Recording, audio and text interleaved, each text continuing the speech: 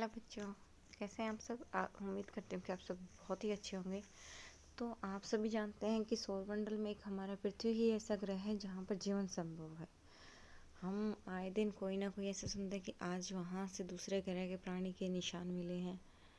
बहुत सारी बातें सुनते हैं, लेकिन अब तक जो है वो सिर्फ हमारी पृथ्वी पर ही जीवन है। तो आज की जो हमारी कहानी है उसमें भी एक एलियन आता है और बच्चों से बात करता है। सो स्टार्ट करें। होली फैथ बाल विद्यालय के बच्चे पिकनिक मनाने के लिए दिल्ली के ओखला पक्षी विहार में आए थे। यह पिकनिक बहुत ही अलग थी। उन्होंने एक रात और एक दिन के लिए रुकना था। उनके लिए छोटे छोटे तंबू लगाए गए थे और एक तंबू में 4 बच्चों के ठहरने की व्यवस्था थी।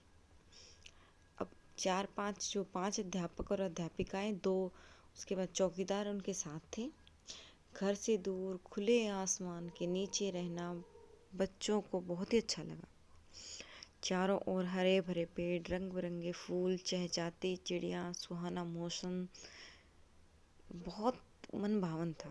दिन भर वे कभी रंग बिरंगी तितलियों के पीछे दौड़ते तो कभी दूरबीन से विभिन्न प्रकार की तितलियों को देखते थे। शाम होते ही वे अपने तंबू में लौट आए। कपड़े बदलकर सबने रात का खाना खाया और फिर घेरा बनाकर बैठ गए। चांदनी रात थी, हंसी मजाक चल रहा था। नाचने गाने में बड़ा सबको मजा आ रहा। तभी अलीशा एकदम से चिल्लाई, वह देखो, आसमान में 2 चांद। सभी आसमान की तरफ देखने लगे। मगर यह क्या है? एक चांद तो धीरे धीरे बड़ा होता जा रहा है।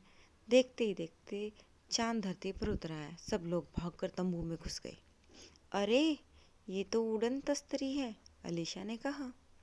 उड़न तस्तरी नहीं, अंतरिक्षयान, सौरभ फुसफुसाकर बोला।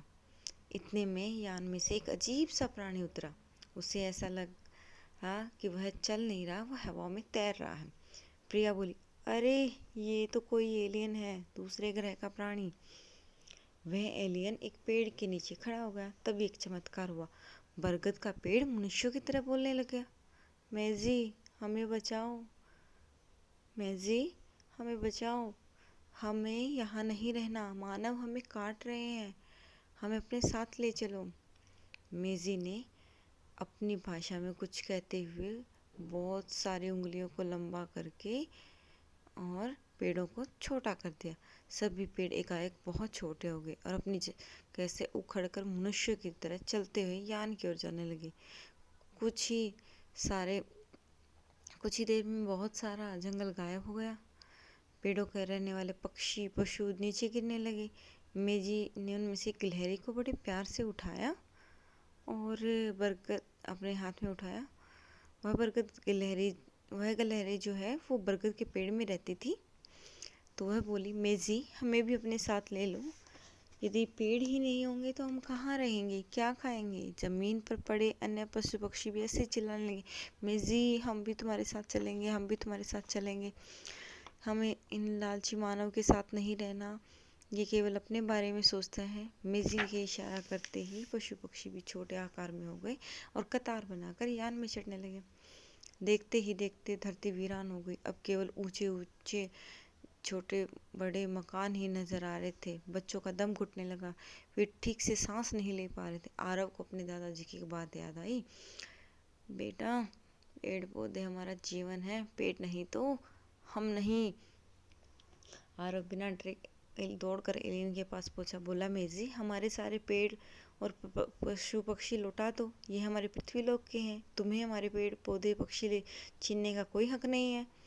आरव की बात सुनकर मेजी मुस्कुराया।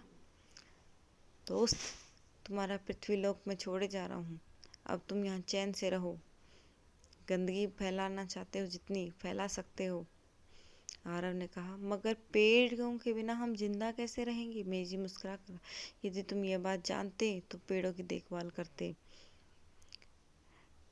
उन्हें काटते क्यों हो?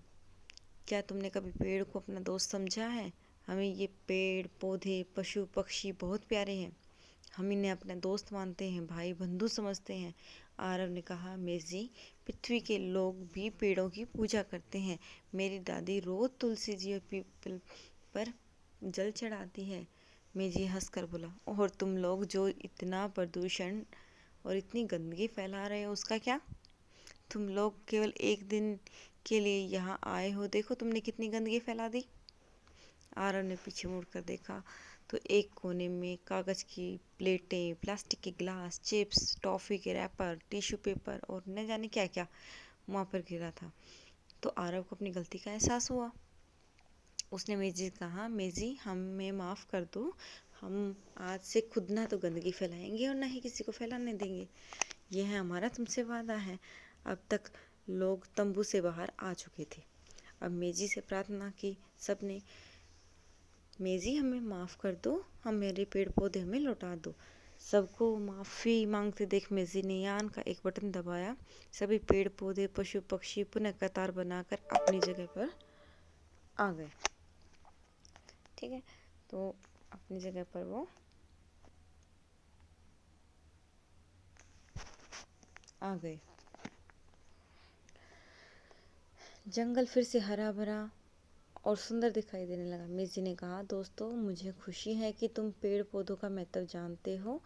मेरे जाने का समय आ गया है, लेकिन मैं पृथ्वी के सभी बच्चों को यह शक्ति देकर जाता हूँ कि वे हमेशा अपने आसपास सफाई रखेंगे।